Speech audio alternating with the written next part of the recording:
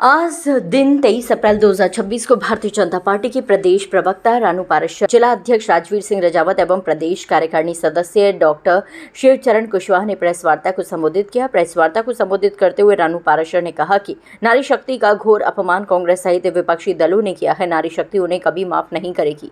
भाजपा की मोदी सरकार महिलाओं को अग्रिम पंक्ति में लाना चाहती है, लेकिन विपक्षी दल एकजुट होकर महिला आरक्षण पुरजोर विरोध कर रही हैं और उन्होंने उसे बिल को पास नहीं होने दिया, जहां पूरे भारत में महिलाओं की आधी आबादी है।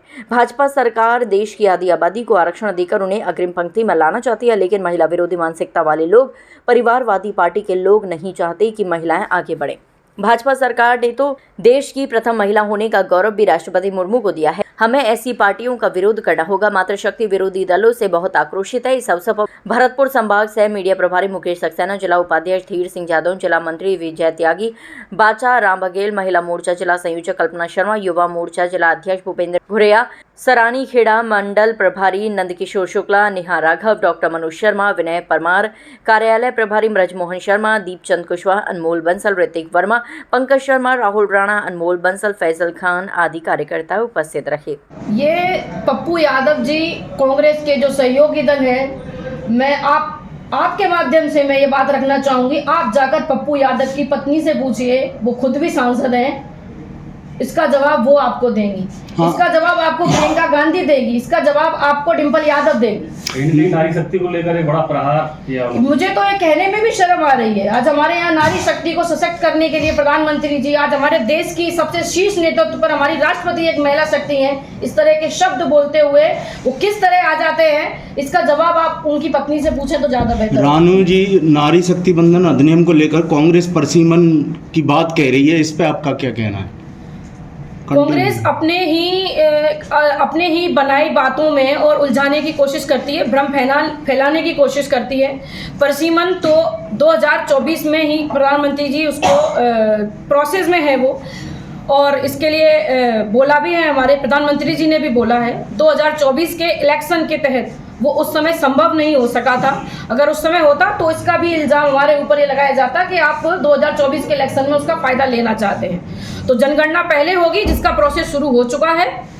तो ये पूरी तरीके से मिथ्या और भ्रम फैलाने की सरकार ये विश्वास मत में नहीं ला पाई नारी शक्ति बंधन अधिनियम को, इसकी आगे की आपकी रणनीति क्या रहेगी? देखिए, नारी शक्ति तो प्रबल है और वो होकर रहेगी।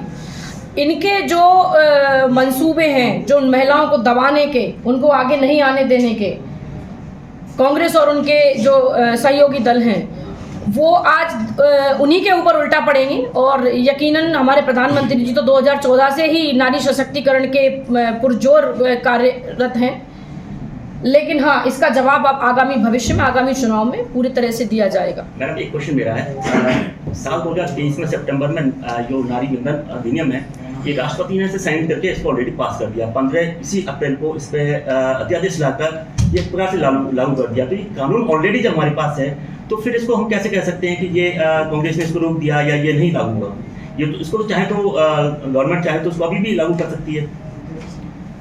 देखिए, लागू करने का प्रोसेस ही चल रहा था और इसी के तहत मैं आपको जवाब देना चाहती हूँ कि प्रधानमंत्री जी ने पूरे तरीके से सुनियोजित महिलाओं के इसको जो सशक्तिकरण है और बिल है, इसको इसी के तहत संसद में नई संसद भवन की को निर्माण कराया गया। उसमें 850 प्लस सीटें हैं, आप देख सकते हैं। तो आप ये नहीं कह सकते कि हम तब नहीं लाए, हम तब से निरंतर उस प्रयास में हैं। बस 2024 का जो इलेक्शन था, तो इसलिए हर कार्य को करने में एक समय लगता है। नहीं मैम, परिसीमन जो है उसका एक आयोग बनता है। ये कॉन्स्टिट्यूशन अमेंडमेंट होता है, आर्टिकल 82 के अंदर वर्णित है कि परिसीमन आयोग बनेगा, जिसमें रिटायर्ड जज होंगे। वही इस बात को निर्धारित करेंगे कितनी सीटें हैं, क्योंकि जनगणना की बात ही पता चलेगा एससी कितने हैं हमारे यहाँ, एसटी कितने हैं, महिला के लिए कितनी रिजर्व होंगी।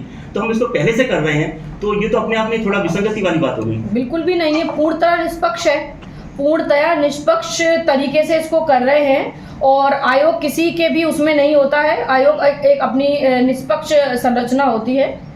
तो इसलिए ये जो है सिर्फ और सिर्फ विपक्ष के द्वारा फैला